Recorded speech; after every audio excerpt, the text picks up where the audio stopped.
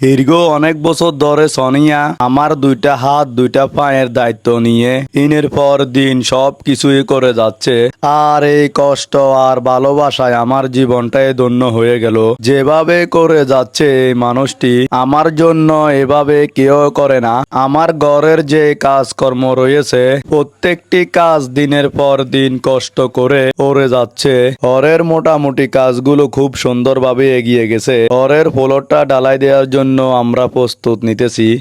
সোনিয়া ঘরের মাটিগুলো উঁচু জায়গা থেকে নিচু জায়গা পর্যন্ত জায়গাটা সমান করতেছে।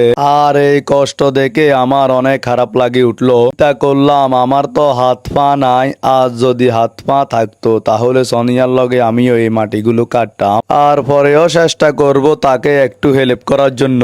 মাটি কাটতে গায়ের শক্তি প্রয়োজন হয়, কিন্তু সোনিয়া তো একজন মহিলা মানুষ, আর কি এই কাজগুলো করা সম্ভব? আর পরেও সেই নিজের শরীরের দিকে না তাকিয়ে কাজগুলো করে যাচ্ছে।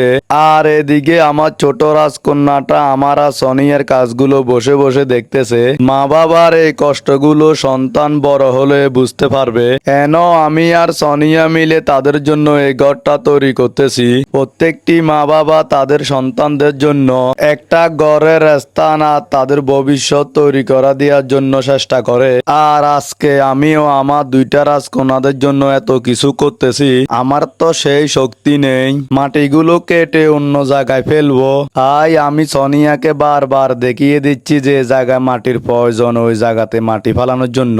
মাটি কেটে সমান করার পর একটা ওজন ইটের পাথর দিয়ে মাটিগুলোকে খুব সুন্দরভাবে শক্ত করতেছে, যাতে করে ফ্লোর করার পর ফ্লোরটা নিচের দিকে না ডেবে যায়। ঘরের গাঁথনি থেকে শুরু করে ঘরের কোনা কোনা যে ফাঁকগুলো রয়েছে ওই ফাঁকগুলো সোনিয়া আস্তে আস্তে ওগুলা মারতেছেন।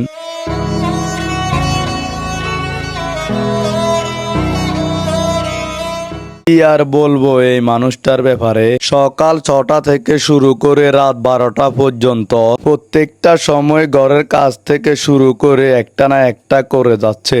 আল্লাহর কাছে লাখো কোটি শুকরিয়া করি সোনিয়ার মতন একটি মেয়ে আমার কপালে দিয়েছেন। আমাদের এই সংসারটি সে খুব সুন্দরভাবে আগলিয়ে রেখেছেন। তাদের এই মনের দোয়ায় আর ভালোবাসায় হয়তো আমি আজকে তাদের জন্য এত কিছু করতে পারতেছি।